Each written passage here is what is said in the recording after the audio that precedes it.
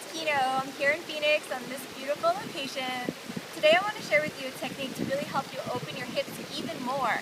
This is a modification based on the posture Marichasana B in the Ashtanga Yoga primary series.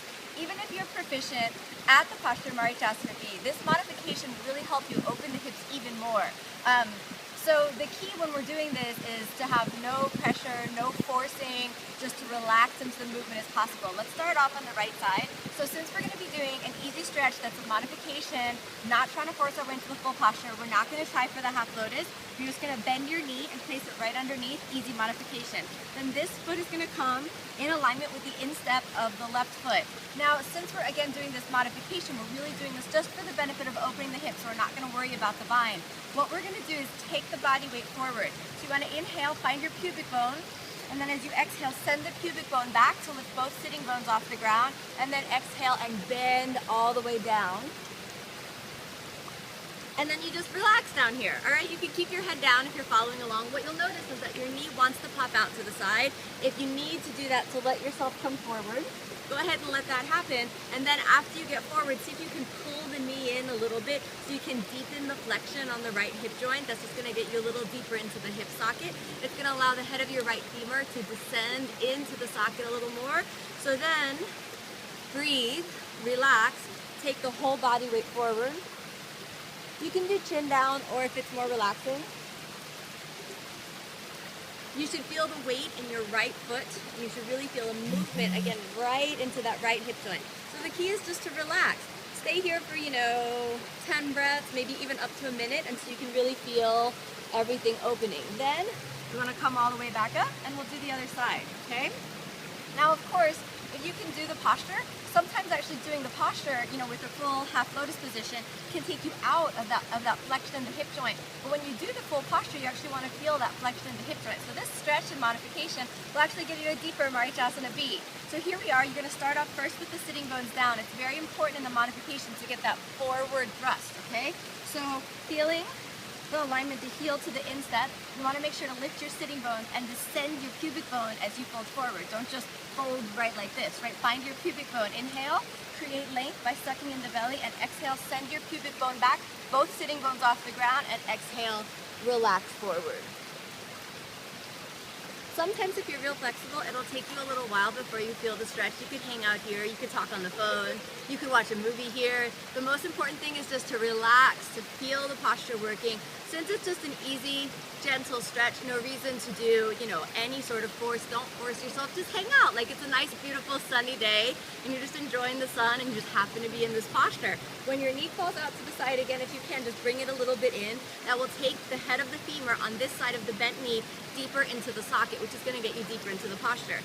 So again, we're relaxing forward. Try not to lean over to the side, but keep the sternum in line with the pubic bone and keep yourself folding forward along the central axis of the body. After a little while, you should feel yourself getting deeper, deeper, deeper. Then you can pop all the way back up. If you want to test out to see, hey, did that actually work? Maybe we could give Marichasana B a full try, and you can see, hey, did that actually open the hips a little bit more? So let's give that a try. Start off on this side. You want to externally rotate your hip joint. Now that knee is locked in place. We bring it up, okay? So you want to feel the instep of the foot aligned with the hip crease. Then you bend. Now again, we're going to use that sitting bones off the ground. Your knee isn't really safe unless it's pressed into the ground, so you want to lean forward, and there's both of those sitting bones coming off the ground. So we're going to press that knee into the ground. There's this tendency to lean over to the side, but as much as possible, you want to follow the central line of the body. Sternum and pubic bone in the same line. Inhale. Exhale, we create length as we fold forward, and this movement helps elongate the shoulder, so we're reaching the shoulder forward, and then we internally rotate the shoulder to really take the bind, okay?